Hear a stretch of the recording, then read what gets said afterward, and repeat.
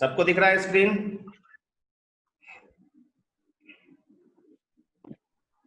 दिख रहा है? मोबाइल में थोड़ा छोटा आ रहा होगा, जो लैपटॉप या कंप्यूटर पे होंगे वो उनका थोड़ा सा क्लियर होगा। थोड़ा सा साइज बड़ा कर दें? Yes sir. सर फिर फोन में नहीं दिखेगा ना? हाँ, फिर फोन में नहीं दिखेगा। दिख रहा है तुम लोगों को? अगर मैं पढ़ रहा हूँ, कोई टेंशन नहीं लेना, ये ऑलरेडी हम भेज देंगे आपको, बिल्कुल परेशान मत होना। देखो क्या होता है, डेवलपिंग इकोनॉमी में फॉरेन कैपिटल का बहुत इंपॉर्टेंट रोल होता है। बोलते हैं ना, विदेशों से पैसा आ रहा है, विदेशों से पैसा लग रहा है। तो एमएनसीज होता है मल्टीनेशनल कॉर्पोरेशंस। एमएनसीज का फुल फॉर्म क्या होता है? Multinational corporation. कॉर्पोरेशंस। और ये एक सोर्स है इंडिया में फॉरेन कैपिटल आने का, किसी भी डेवलपिंग कंट्री का है, लेकिन हम पढ़ेंगे अपने कंट्री के कंटेक्स्ट में। तो ऑब्जेक्टिव्स जो होगा इस स्टडी का कि हम जानेंगे क्या, इसको पढ़ने के बाद हम जानेंगे कि एमएनसीज क्या है और फॉरेन कैपिटल, इंडिया में फॉरेन कैपिटल का क्या महत्व है। ठीक है, क्या होता है, कैसे होता है, कहाँ से सोर्स है। तो मल्टीनेशनल कॉर्पोरेशंस देखो, multinational corporations are involved in foreign direct investment, which means they own or control income generation assets in more than one country. जो ऐसा एसेट जो पैसा जनरेट करता है वो उसका मालिकाना हक इनके पास एक या कई कंट्रीज में होता है, वो मल्टीनेशनल कॉर्पोरेशंस कहलाते हैं। वो कंपनी जो है मल्टीनेशनल कॉर्पोरेशंस कहलाता है। बात समझ में आई? केवल एक ही देश नहीं, उसका कई देशों में इनकम जनरेटिंग एसेट्स होता है। Thus they produce goods or services outside the country of its origin. मतलब जो उसका ओरिजिनल कंट्री है उसके बाहर के देशों में, उसके बाहर जो और देश है उस देश में भी वो गुड्स एंड सर्विसेज प्रोड्यूस करता है, मतलब वस्तु का उत्पादन करता है या सेवा प्रदान करता है। ठीक है। And there are more than 11,000 MNCs with more than 80,000 subsidiaries in operation in world economy. पूरे वर्ल्ड में लगभग लगभग, ये डाटा में चेंज हो सकता है, अप्रोक्सीमेटली कह सकते हो कि 11,000, मोर देन 11,000 एमएनसीज जो है पूरे वर्ल्ड में काम कर रहे हैं, और उसके लगभग लगभग 82,000 सब्सिडरीज हैं, मतलब कि जो एमएनसीज है उसके छोटे छोटे फॉर्म्स जो है दूसरे दूसरे देश में जा काम कर रहे हैं, तो सब्सिडरीज है उसके। अब देखते हैं कि एमएनसी की विशेष, ये तो हमने देखा कि एमएनसी क्या है, एमएनसी की विशेषता क्या है। That is characteristics of multinational corporations. MNCs की विशेषता क्या है, कैरेक्टरिस्टिक्स ऑफ मल्टीनेशनल कॉर्पोरेशंस जो है वो है the important characteristics of MNCs are given below, नीचे दिया हुआ है। पहला क्या होता है, जाइंट साइज। जाइंट मतलब होता है बड़ा, बहुत बड़ा। तो इसका क्या होता है, their assets are assets and sales run into billions of dollars. उसकी जो संपत्ति होती है प्लस वो जो बिजनेस करते हैं वो बिलियंस ऑफ डॉलर्स में होता है, मतलब वो कंपनी की साइज जो होता है बहुत बड़ा होता है। देन कम्स आता है इंटरनेशनल ऑपरेशंस होता है। एमएनसीज का क्या होता है, वो एक ही देश में ऑपरेशन नहीं करते हैं, वो अब देश के बाहर अदर देशों के में भी ऑपरेट करते हैं। ये दूसरी विशेषता होती है। तीसरी विशेषता है oligopolistic structure. What is oligopoly? Sir मतलब यहाँ पे क्या करते हैं, उसमें 2-3 बिजनेस क्या करते हैं? More than 2 but few. Correct, very good, very good. तो ये जो एमएनसीज का जो स्ट्रक्चर होता है वो ओलिगोपॉलिस्टिक होता है। ठीक है। एंड मतलब कि an MNC has awesome power and along with its giant size it becomes oligopolist। एक तो उसके पास पावर होता है, कार्टेल वार्टेल बना लेते हैं ना ओलिगोपोलिस्ट में, और उसके बाद क्या होता है कि along with its giant size, size बड़ा होता है। जाइंट साइज मतलब बड़ा साइज होने की वजह से ये इसका नेचर जो हो जाता है ओलिगोपोलिस्ट हो जाता है। अनिमेश डोंट वरी, मैं बोल रहा हूँ आपको, ये वर्ड फाइल ही दे दूंगा so that you can read comfortably. आराम से, ज्यादा आंख पे जोर मत दो, ठीक है। Listen carefully, listen. उसके बाद क्या है, spontaneous evaluation. Generally MNCs grow in a spontaneous and unconscious manner। spontaneous मतलब क्या होता है, स्वतः। फिजिक्स में पढ़े होंगे, केमिस्ट्री में आप लोग ये एक्सपेरिमेंट में पढ़े होंगे, स्पॉन्टेनियसली वो बस्ट हो गया, मतलब स्वतः अपने आप, एंड अनकॉन्शियस, आप अचेतन अचेतन मैनर में, आपको पता नहीं है लेकिन वो ये होता रहता है, डेवलप होता रहता है। And fifth is the collective transfer of resources, जो साधन है, संसाधन है, उसका कलेक्टिवली ट्रांसफर होते रहता है उसमें, एमएनसीज में। तो ये कैरेक्टरिस्टिक्स हुए एमएनसीज के, मल्टीनेशनल कॉर्पोरेशंस के। अब इंपॉर्टेंस एंड सिग्निफिकेंस, इसका महत्व क्या है? सिग्निफिकेंस, महत्व, importance, significance almost synonymous word है। तो इसका क्या है? In the world economy, today is in the world economy, MNCs have become powerful force, बहुत आर्थिक क्षेत्र में बहुत ही पावरफुल क्षेत्र चीज हो गया है। And sorry, case for MNCs, MNCs के फेवर में कुछ पॉइंट्स हैं, देखो ध्यान से। एमएनसीज के फेवर में पॉइंट्स है कि MNCs carry the potential benefit that a developing economy can hope to get from MNC operation. जो अर्थव्यवस्था विकसित हो रही होती है उसको फंड की जरूरत होती है, पैसे की जरूरत होती है। ऐसे में एमएनसी जो है, मल्टीनेशनल कॉर्पोरेशन जो है, एक उम्मीद का काम करता है, होप का काम करता है, ठीक है। And today foreign investment is the only instrument that can reduce the inequalities between Nations and the world. और फॉरेन इन्वेस्टमेंट होने से क्या होता है कि वर्ल्ड में जो आपका आय का वितरण का जो असमानता है, धन के वितरण का असमानता है, वो थोड़ा कम हो जाता है, ठीक है। लेकिन कुछ चीज उसके अगेंस्ट में भी जाता है, एमएनसी के अगेंस्ट में चीज है। At present MNCs acknowledge their responsibility to the concerns and interest of its host country। अब समस्या क्या होती है कि कोई भी व्यापारी, कल भी हमने आपको बताया था, वो क्या करेगा, वो जब व्यापार करेगा तो अपना फायदा ढूंढेगा, और यही चीज हो रही है। उम्मीद की जाती है कि वो जो है जिस कंट्री में बिजनेस कर रहे हैं उस कंट्री के डेवलपमेंट का ज्यादा सोचेंगे, लेकिन अल्टीमेटली वो सोचते क्या है, वो अपनी कंट्री के बारे में सोचते हैं, होस्ट कंट्री के बारे में उनकी जिम्मेदारी, उतनी रिस्पॉन्सिबिलिटी वो नहीं देते, हैज नो लॉयल्टी। इस वजह से क्या होता है कि उनका लॉयल्टी, जिस देश में व्यवसाय कर रहे होते हैं उस देश के प्रति उनकी निष्ठा नहीं होती है, लॉयल्टी नहीं हो पाती, ठीक है। ये उसके अगेंस्ट में है। नाउ इसके लिए क्या करते हैं, हम कुछ रेगुलेशंस बनाते हैं कि भाई हमारे यहाँ व्यापार तो करो, लेकिन कुछ रूल्स है उसको आपको फॉलो करना पड़ेगा। अब लॉयल्टी, सारा चीज मान लो हमारे यहाँ, हमारे रिसोर्सेज का यूज किया, हमारे यहाँ कमाया, हमारे यहाँ गुड्स एंड सर्विसेज प्रोड्यूस किया, और उसको अगर मान लीजिए जनरेट करके सारा चीज अपने घर लेके चला गया, तो हमें फायदा क्या मिला? हमने क्यों लैंड दिया उसको, हमने क्यों लेबर दिया? ये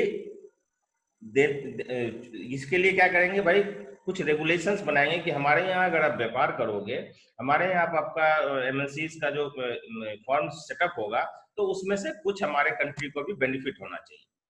अब किस लिए, इसीलिए कुछ रेगुलेशंस की जरूरत होती है, कुछ नियम की जरूरत होती है, कुछ नियामक की जरूरत होती है। तो ये क्या करता है, आफ्टर ए स्पेसिफिक पीरियड, कुछ रूल्स, रीजन, क्यों रीजन है, क्या किस लिए चाहिए रेगुलेशंस, तो आफ्टर ए स्पेसिफिक पीरियड, कुछ विशिष्ट समय के बाद, अवधि के बाद, restrictions may be imposed on foreign holding MNCs, और there may be provisions of gradual disinvestment. अभी क्या होगा, एक पीरियड के बाद हम उसमें रिस्ट्रिक्शंस लगा देंगे, एक नियम बना देंगे, भाई इतने दिन तक ही व्यवसाय करो, उसके बाद हम तुम नहीं कर सकते हो, या तुम्हारा हम ग्रेजुअली ये विनिवेश करना शुरू कर देंगे, तुमको यहाँ से मतलब इसको, वो अपना धीरे धीरे उस अपने बिजनेस को ये करेगा, डिसइन्वेस्टमेंट करेगा, बेचना शुरू कर देगा, ये एक रूल लगा देंगे। And there is a threat of nationalisation that is important tool of regularisation, ठीक है, कि जो राष्ट्रीयकरण पे का जो है उस पे एक अफेक्ट, प्रभाव करने का चांसेस रहता है, उस पे एक थ्रेट कह सकते हो कि एक डर बना रहता है, जिसकी वजह से भी रेगुलेशन रिक्वायर्ड होता है। एंड जैसे ईस्ट इंडिया आया, east India company I business करने के लिए, देश पे ही कब्जा कर लिया, है ना। अगर उस समय रेगुलेशन बना होता, राजाओं ने उस समय रेगुलेशन बना लिया होता है कि भाई तुम इससे ज्यादा बिजनेस नहीं करोगे, बाकी एरिया में तुम घुसोगे नहीं, तो आज अंग्रेज तो भगाने का मेहनत तो हम लोगों को नहीं करना पड़ता ना। ये इस पॉइंट पॉइंट में वही चीज निहित है, समझ रहे हो ना बात। इसलिए रेगुलेशन Yes, sir. रिक्वायर्ड है। देन सर्टेन एरियाज गवर्नमेंट में अलाउ और डिनाई परमिशन। जैसे मान लो हमारा डिफेंस का क्षेत्र है, डिफेंस हमारा सीक्रेट है, हम उसमें विदेशी कंपनी को नहीं घुसने देंगे। कुछ ऐसी चीजें हैं जो हमारा व्यक्तिगत है, उसमें गवर्नमेंट क्या करेगा, उसको डिनाई करेगा, या परमिशन अगर दिया भी तो स्ट्रेटेजिकली रणनीतिक तौर पे एक लिमिट में परमिशन देगा। ठीक है, इसके लिए रेगुलेशंस की जरूरत होती है। गवर्नमेंट में demand MNCs to carry out a minimum fix share of their total research and development activity within the host country. अब गवर्नमेंट कहेगा कि भाई तुम हमारे यहाँ चीज तो प्रोड्यूस कर रहे हो, लेकिन उसका टेक्नोलॉजी अपने देश में प्रोड्यूस कर रहे हो, तो तुम एक काम करो, कुछ पार्ट जो है जब रिसर्च एंड टेक्नोलॉजी हमारे यहाँ नहीं करोगे तो हमारे लोग कैसे सीखेंगे कि नई चीज कैसे बनाई जाए। तो गवर्नमेंट बोल सकता है ठीक है तुम हमारे यहाँ व्यवसाय करना चाहते हो करो, लेकिन तुमको क्या करना पड़ेगा, अपना रिसर्च का जो कुछ पार्ट है वो हमारे देश में करना पड़ेगा, जिससे हमारे लोगों को भी फायदा और वो भी कुछ इनोवेटिव कर सके। ठीक है, उसके बाद एमएनसी में भी टैक्स एट हायर रेट, क्योंकि कमा रहा है वो, तो हमें क्या मिलेगा, तो हम उसको पे हैवी टैक्स लगाएंगे, टैक्स का पैसा हमें मिलेगा, हमें आमदनी मिलेगी। एंड होस्ट कंट्री में lay down certain export criteria. ठीक है, वो उसको कुछ कंडीशंस लगा देगा, एक्सपोर्ट्स का, इंपोर्ट्स का, इस तरह का क्राइटेरिया लगाएगा। ठीक है, इस तरह से जो होता है, ये सारी चीजें जो है ये बताती है कि इन सब वजहों से हमें एमएनसीज पे ना एक कंट्रोल करने की जरूरत है, एक रेगुलेशन बनाने की जरूरत है। हर एक देश को, हर एक डेवलपिंग कंट्रीज को रेगुलेशन बनाने की जरूरत होती है। अब क्या है, let us go in detail about the foreign capital and government policy towards foreign capital. और उसके बाद इसमें एक और पार्ट आता है एफडीआई का, वो एक बड़ा पार्ट है, वो अलग से आपको करा देंगे। ठीक है, और धीरे धीरे ऐसे जो भी छोटा छोटा पार्ट है हम कराते चले जाएंगे। फॉरेन कैपिटल होता क्या है? Foreign capital has been given an important role to play in the planned economy. India का इकोनॉमी क्या है? Planned economy. ये पढ़ा है, हम एक स्ट्रेटेजी बनाते हैं, गोल बनाते हैं, एक पीरियड के लिए बनाते हैं, फिर उसको अचीव करके स्टडी करते हैं, फिर हम अगला गोल बनाते हैं। ठीक है, ये उसके बेस पे, और उसमें से हर एक गोल प्लान में हम एक अपना एक प्रायोरिटी फिक्स करते हैं कि इस चीज पे हम फोकस करेंगे, ये हमारी जरूरत है, ये हमारी जरूरत है, इस समय की मांग है, इस पे फोकस करेंगे। इस तरह से हम लोग योजना आयोग से नीति आयोग तक पहुंचे हैं और हम काम कर रहे हैं। तो in the first stage, foreign capital was looked upon as a means of supplement domestic investment, but gradually the emphasis shifted to increase technology collaboration. ये लाइन बताता है कि शुरू में हम लोग क्या करते थे कि जो एमएनसी चाहिए या फॉरेन कैपिटल्स जो आते हैं फॉरेन डायरेक्ट इन्वेस्टमेंट के थ्रू या एमएनसी के थ्रू, हम चाहते थे कि ये जो डोमेस्टिक इन्वेस्टमेंट्स है, जो हमारे घरेलू जो विनियोग करना होता है, उसी में फर्दर वो और इन्वेस्ट करते हैं, उसको सप्लीमेंट करते हैं, पूरक है। लेकिन धीरे धीरे हमारा फोकस शिफ्ट हो गया, हम उसको टेक्नोलॉजिकल कोलैबोरेशंस, मतलब हम तकनीकी अनुबंध करने लगे, हम टेक्नोलॉजी कैसे डेवलप करेंगे, इस तरह की बातें करने लगे, और उसमें हमें हेल्प होने लगा। जैसे हमने अभी क्या बताया था कि हम बोलेंगे कि कुछ पार्ट का रिसर्च एंड डेवलपमेंट का कुछ काम आप हमारे देश में कीजिए, सो दैट हमारे देश को भी बेनिफिट। तो हम टेक्नोलॉजिकल कोलैबोरेशंस करने लगे, और देशों के साथ और विदेशों के साथ। Of late free flow of foreign capitals invited, और फ्यूचर में हम कई सारे रिस्ट्रिक्शंस को कम करके बहुत सारे क्षेत्रों में हम विदेशी पैसे को आने के लिए प्रेरित करने लगे। अब गवर्नमेंट की कुछ पॉलिसीज बनी। ठीक है, government policies toward foreign capital. In India foreign investment is subject to the same industrial policy as all other business ventures. Industrial policy के बारे में हम लोग पढ़े हैं, इंडस्ट्रियलाइजेशन इन इंडिया के बारे में, इंडिया में तो हम पढ़े थे, तो कुछ इंडस्ट्रियल पॉलिसीज वगैरह पढ़े थे। Yes sir. 19 कुछ 2-3 पॉलिसीज बताया होगा हमने, नहीं हुआ तो रिवाइज करा देंगे, डोंट वरी। ठीक है, तो moreover there are some additional policies. Industrial policies तो है ही, उसके अलावा इंडस्ट्रियल पॉलिसीज बनाएंगे, उसी में ही इन्वेस्टमेंट की बात आ जाएगी। तो शुरू में क्या है कि foreign investment is subject to same industrial policy. जो इंडस्ट्रियल पॉलिसी बनाया है उसी में आपका फॉरेन इन्वेस्टमेंट्स का सब्जेक्ट्स है, उसको डील किया गया है। There are some additional policy, उसके अलावा कुछ और रूल बनाए गए हैं दैट इज जो स्पेसिफिकली फॉरेन कोलैबोरेशंस को गवर्न करता है, जो विदेशों के साथ हम अनुबंध करते हैं, उसके साथ जो हम रिश्ते बनाते हैं, फाइनेंशियल इन्वेस्टमेंट की बात करते हैं, उसको वो गवर्न करता है, उसको मतलब क्या करता है, गवर्न करने का मतलब ये होता है कि कंट्रोल करता है। इंडस्ट्रियल पॉलिसी रिजोल्यूशन 1948, ठीक है, और एक 1991 की पॉलिसी है। दो पॉलिसी बढ़िया से पढ़ना, ये बहुत काम आएगा, इवन यूपीएससी बीपीएससी सभी में इस तरह से इससे रिलेटेड क्वेश्चंस रहते हैं। इंडस्ट्रियल पॉलिसी रिजोल्यूशन 1948, इसको आईपीआर इंडस्ट्रियल पॉलिसी रिजोल्यूशन 1948 भी कहते हैं, is the first articulate expression of free India's attitude towards foreign capital। 1948 में जो इंडस्ट्रियल पॉलिसी बनाई गई, एकदम इसको यूं करके देखो, अगर मैं इसको हाईलाइट कर दिया, दिखा आपको, है ना?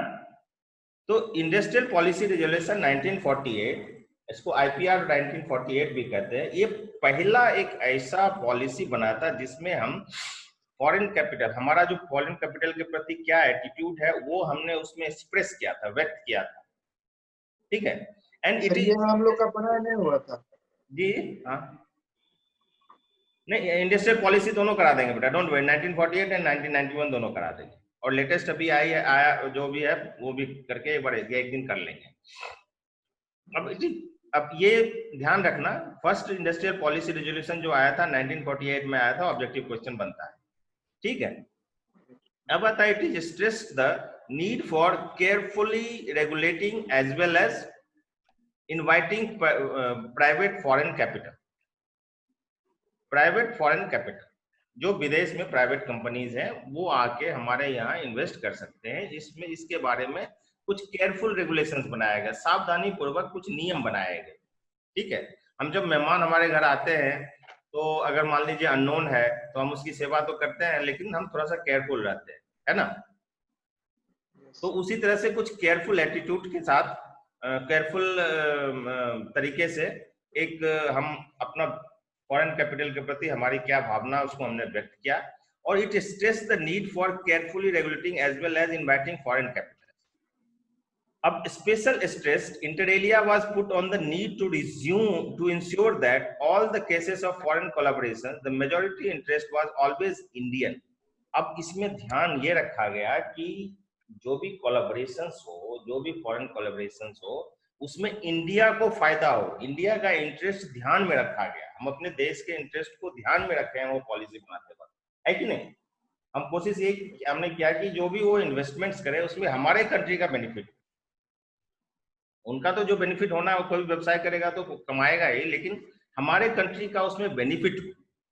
उसके बाद क्या हुआ, later this was followed by the fiscal commission, एक वित्तीय ये बना, आयोग बना, वित्तीय आयोग 1949-50 जो बना था वो है, उसमें भी फिर फॉरेन कैपिटल के बारे में हम एक अप्रोच बताएं।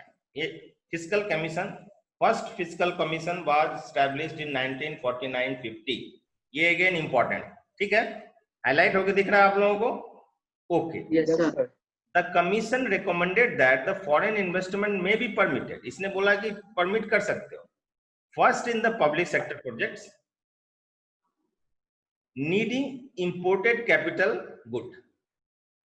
जो कैपिटल गुड मतलब क्या है, जो कैपिटल की वस्तु, जो पूंजीगत वस्तुएं हैं उसको इंपोर्ट करने में आप फॉरेन कैपिटल्स का यूज कर सकते हैं। कहां? पब्लिक सेक्टर, ठीक है, गवर्नमेंट सेक्टर नहीं, public sector. In new capital industries where no indigenous capital और क्लियर नहीं हुआ ठीक से, टू बी अवेलेबल। ये बोला कि कहां करोगे, प्राइवेट पब्लिक सेक्टर में भी कहां करोगे, जो नया इंडस्ट्री सेटअप हो रहा है, न्यू कैपिटल इंडस्ट्री, जहां कि हमारा जो देसी जो टेक्नोलॉजी वगैरह है उसके बारे में हमको नहीं पता है, ऐसे public sector enterprise, public sector projects में आप फॉरेन कैपिटल इनवाइट कर सकते हो।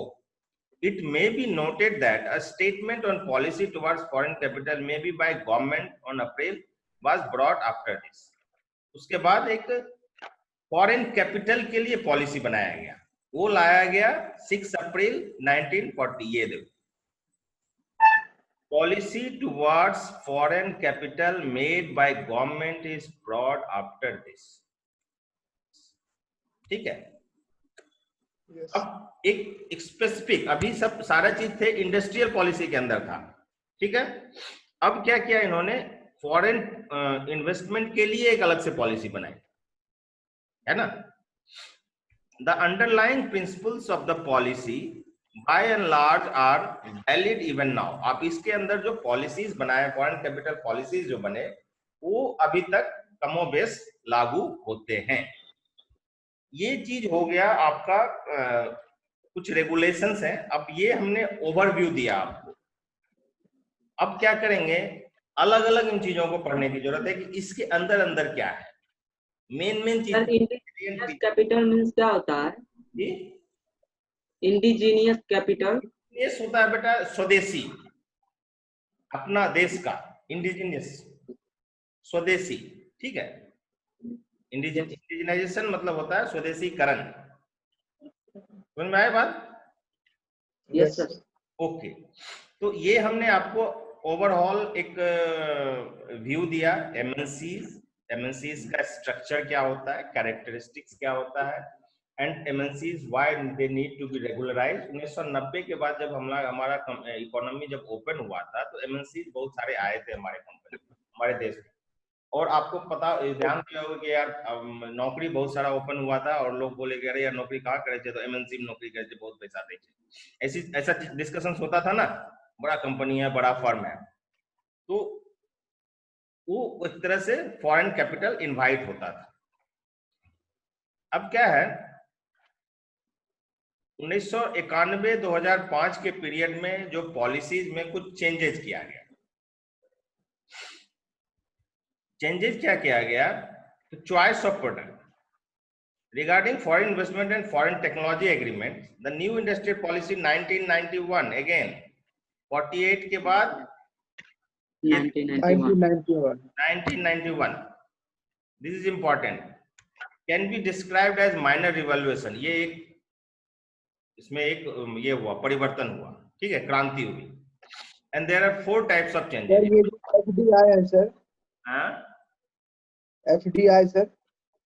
हाँ, एफडीआई है। एफडीआई का अलग टॉपिक ये करा देंगे। I have skipped this point because FDI को हम अलग एक पूरा हमने ये बनाया हुआ है, 3-4 पेज का एक हमने इसी तरह से वर्ड नोट्स ही बनाया हुआ है, हम अलग से ही करा देंगे आप, ठीक है। Yes sir, yes. इसलिए can be describe as minor revolution, और 4 तरह के चेंजेस किए गए।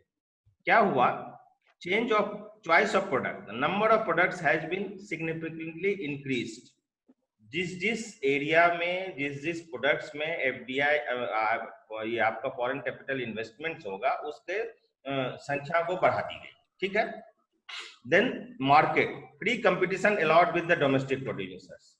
जो फॉरेन फर्म्स थे उसको बोला कि अब हमारे डोमेस्टिक फर्म के साथ compete कीजिए, ठीक है। इससे क्या होगा कि हमारा डोमेस्टिक फर्म भी डेवलप होने की कोशिश करेगा। अरे यार विदेश का माल है, विदेशी प्रोडक्ट्स है, बिकता है, तो राकेश रोशन, ओके, रोशन कुमार, तो वो प्रोडक्ट्स बिकता है, तो हम भी, हमारा भी प्रोडक्ट्स डेवलप होना चाहिए। आपको याद होगा, देखिए जब बैंक के जो काम करने का तरीका बड़ा ढीला था जो गवर्नमेंट बैंक का था, फिर जब प्राइवेट बैंक्स ने, आईसीआईसीआई बैंक, एचडीएफसी बैंक ने सर्टिफिकेट दिया, क्या हुआ, लोग उसकी तरफ आने लगे। गवर्नमेंट बैंक्स ने भी अपना स्टैंडर्ड इंक्रीज किया, बात नहीं, गवर्नमेंट बैंक में भी फैसिलिटी डेवलप होना। क्या होता है, जब हम करने के लिए छोड़ देते हैं तो हमारा प्रोडक्ट भी डेवलप होना शुरू हो जाता है, हम क्वालिटी पे थोड़ा जोर देने लगते हैं। कंपटीशन जब भी होगा तो थोड़ी सी तरक्की भी होती है, कट थ्रोट नहीं होना चाहिए, कलाकार नहीं होना चाहिए, इस तरह से। उसके बाद तीसरा चेंजेस हमने क्या किया, choice of ownership structure, the foreign investor is broadly free to own a majority share in the. हमने क्या किया कि आप जो बिजनेस लगा रहे हो उसमें आपका ओनरशिप भी होगा, आपका मालिकाना हक भी होगा। फायदा देंगे तभी तो ज्यादा से ज्यादा हमारे पास इन्वेस्टमेंट वो करेगा और अल्टीमेटली हमारे कंट्री का डेवलपमेंट होगा। तो उसके बाद क्या किया हमने, जो तरीका अपनाया, उनको इन्वेस्टमेंट करने का प्रोसेस जो होता था वो बहुत कॉम्प्लिकेटेड होता था, उसको हमने थोड़ा सिंपल कर दिया, ठीक है। और दो रूट कर दिया, एफडीआई दो तरह से आ सकता है, ये चीज ध्यान रखना। 2 routes of FDI was opened, एक बॉम्बे रूट, एक दिल्ली रूट। ये अगेन इंपॉर्टेंट लाइन है। 2 रूट्स और FDI inflows was opened. Route क्या था? द आरबीआई रूट, इसको आरबीआई रूट कहते हैं, और द मुंबई रूट भी कहते हैं, ठीक है। अदर वर्ड्स में ये मुंबई रूट कहीं टेक्निकली मेंशन नहीं मिलेगा, बट क्योंकि आरबीआई का हेडक्वार्टर मुंबई में है तो मुंबई रूट भी कह सकते हैं, मतलब उस तरफ से आरबीआई की तरफ से एफडीआई आया है। और दूसरा है कि फॉरेन इन्वेस्टमेंट प्रमोशन बोर्ड बनाया गया, एक ऑफिस बनाया गया, एक सेटअप बनाया गया जिसके थ्रू इन्वेस्टमेंट होगा। अब इसका ऑफिस जो है दिल्ली में है, इसलिए इसको दिल्ली रूट बोलते हैं, ठीक है। बात समझ में आई? Yes but sir. This line is very important. अब आता है RBI route is transparent in the sense that the guidelines are clear. RBI के थ्रू जो होगा इन्वेस्टमेंट, एफडीआई होगा, उसका गाइडलाइंस एक रिटन रूल है, उस रूल को फॉलो करते हुए करना है। Thus, if project satisfies the guidelines, अगर वो गाइडलाइंस को सेटिस्फाई करता है, उसके सारे पॉइंट्स के हिसाब से उसका अगर प्रोजेक्ट होता है तो उसको पास कर देता है। इस तरह से ये डाटा जो है पुराना है, नया जो एफडीआई का जो नया किस किस एरिया में, हाँ कहीं कहीं 100% एफडीआई कर दिया गया है, डिफेंस के कुछ सेक्टर में भी एफडीआई दिया गया है, ये सब लेटेस्ट डाटा है, वो थोड़ा सर्च वर्च करते रहोगे ना तो मिलेगा। अदरवाइज एफडीआई बेसिकली क्या है वो हम कराएंगे आपको, अलग से टेंशन लेने की जरूरत, ठीक है। अब क्या होता है, दीज चेंजेस मीन, अब इस तरह से जो हमने, और उसके बाद foreign investment promotion boards route या दिल्ली रूट के थ्रू जो आता है वो कौन कौन सा केस इंटरटेन करता है, कुछ okay okay okay which do not fit into the first case. जो आरबीआई रूट के केस में नहीं आता है, जो आरबीआई के थ्रू एफडीआई में नहीं आता, वो सारे उसके अलावा जो एफडीआई होते हैं वो फॉरेन इन्वेस्टमेंट प्रमोशन बोर्ड्स इसके थ्रू आते हैं। बात समझ में आई? अगेन द फॉरेन इन्वेस्टमेंट, ये लाइन बहुत इंपॉर्टेंट है बेटा, देखो जो फर्स्ट केस फॉरेन इन्वेस्टमेंट नहीं आता है वो फॉरेन इन्वेस्टमेंट प्रमोशन बोर्ड्स के थ्रू आता है।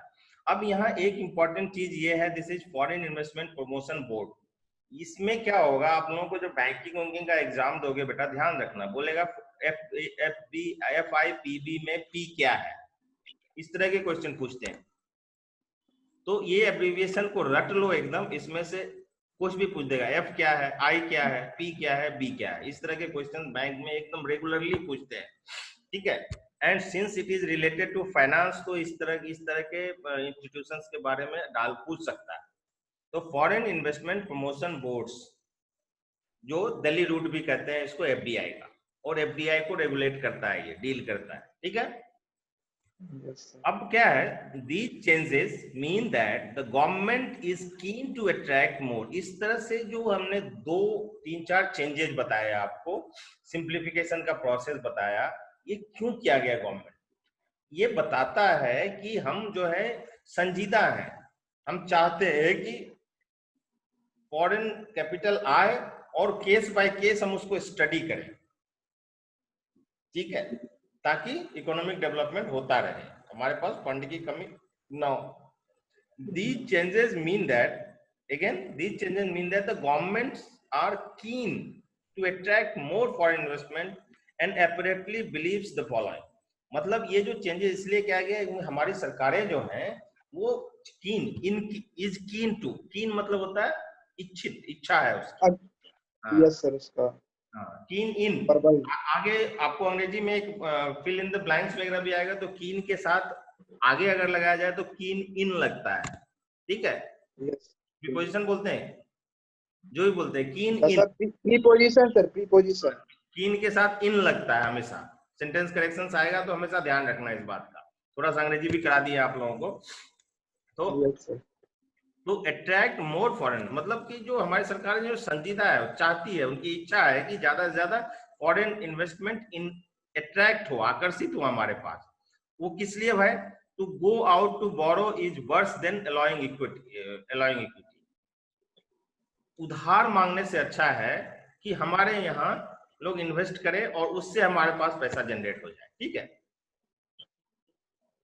विकसित देशों से पैसा उधार लेके डेवलपमेंट करने से अच्छा है भाई रोज यहाँ जाके एफडीआई के थ्रू पैसा आए, रोजगार यहाँ मतलब अपना ये वो फर्म भी सेटअप करेगा, टेक्नोलॉजिकल कोलैबोरेशन भी होगा, लोगों को टेक्निकल जानकारी भी होगी और हमारे पास हमारा यहाँ पैसा भी जनरेट होगा, है ना।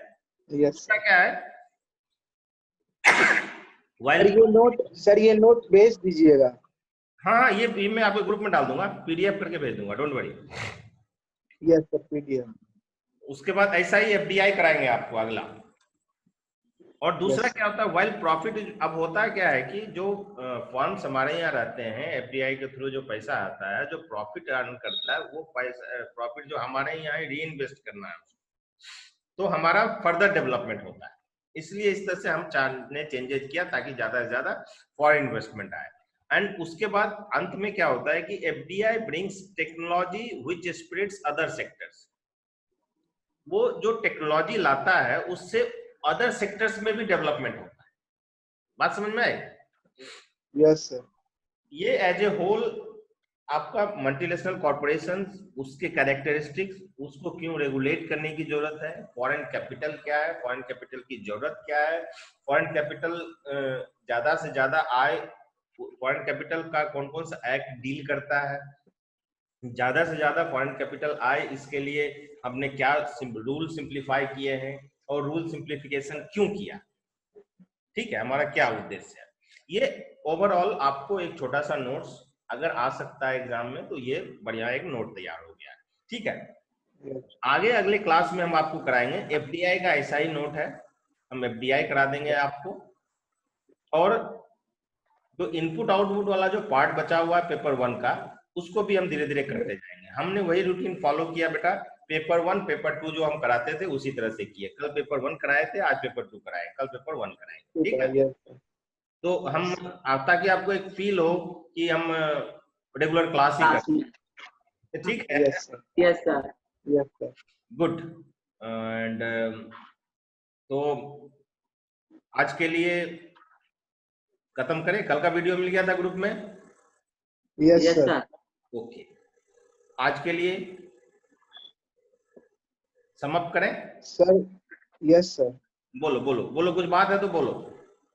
बोल रहे थे सर, क्या हिस्ट्री वाले सर से बात किए थे ना कल, तो सर बोले क्या कि एक दो मतलब हम और प्रिंस हो गए सर। सर बोले एक दो और कर लो, उसके बाद फिर क्लास कराते हैं इसी पे, जूम पे ही। दो और लड़का है ज्योग्राफी का, उसको भी हम बोले हैं। ठीक है, देखो इसमें तो कनेक्ट होने में कोई इशू नहीं है, आधा घंटा टाइम निकाल, देखो जूम पे अगर करेगा तो फ्री वाला जूम 40 मिनट से ज्यादा चलता नहीं है। ठीक है, वो अपने आप ही बंद कर देगा इसको। यस सर, बट 40 मिनट में अच्छा डिस्कशन हो सकता है, कोई बड़ी क्लास भी तो 50 मिनट का ही होता है। जो रूटीन क्लास होता है तो चूंकि बच्चे आप लोग कम आते हैं, हम लोग घंटों पढ़ाते रहते हैं, अलग बात है। अदरवाइज अगर रूटीन घंटी बज के क्लास हो तो 50 मिनट 60 मिनट से ज्यादा तो क्लास होता भी नहीं है, उतने में ही खत्म करना होता है हमें एक दिन का टॉपिक। तो देखो बच्चे अगर जुड़ जाते हैं ठीक है, अदरवाइज मैं प्रकाश जी से बात कर लूंगा कि नहीं तो आप दोनों को ही करा देंगे, है ना। Yes sir, yes sir. बाकी तो बच्चे एक्चुअली क्या हो रहा है ना, बंद बंद होते होते बच्चों में पढ़ने के प्रति थोड़ा सा डिस्ट्रैक्शन हो रहा है, उनके मन में एक फीलिंग डेवलप हो रहा है कि भाई क्या होगा कैसे होगा। घबराने की जरूरत नहीं, एक समय है, ये लाइफ में भी जीवन में भी बुरे दिन आते हैं, वो कुछ समय तक रहता है फिर चेंज हो जाता है। तो ये एक वैश्विक समस्या है, कुछ दिन रहेगा फिर सब नॉर्मल हो जाएगा। इसलिए पढ़ाई के प्रति एक भावना बनाए रखिए और कंटिन्यूअस लगे रहिए। कछुआ और खरगोश वाली कहानी पढ़ा है ना आपने? Yes sir, yes sir. कछुआ चलता रहा चलता रहा चलता रहा इसलिए मंजिल पे पहुंच गया, खरगोश दौड़ा फिर सो गया, फिर दौड़ा इसलिए मंजिल पे लेट पहुंचा। तो आप कछुए की तरह चलते रहिए, देखिए एक दिन मंजिल आपके सामने होगी। रोज 2-4 पेज पढ़िए, कुछ ना कुछ नोट्स बनाइए और देखिए बेनिफिट होगा, यू विल गेट समथिंग। एक पर्टिकुलर एग्जाम को डिसाइड कर लो, इसको हमको क्रैक करना है और उसके लिए पढ़ना शुरू कर दो कंपटीशन से, अभी से फर्स्ट ईयर से ही।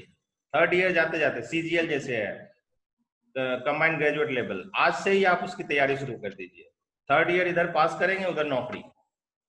ठीक है, आप सीजीएल का general knowledge, science physics chemistry biology के क्वेश्चंस वगैरह अभी से रटना शुरू कर दीजिए, इकोनॉमिक्स के रिलेटेड, ज्योग्राफी। सर इंग्लिश और मैथ्स वगैरह तो हो जाता है, जनरल नॉलेज सर दिक्कत है, जनरल नॉलेज सर कहाँ से करें? स्पीडी की एक किताब आती है बेटा, अपने बिहार में इतना इंफॉर्मेशन अवेलेबल है ना जिसको टेंशन लेने की जरूरत नहीं है।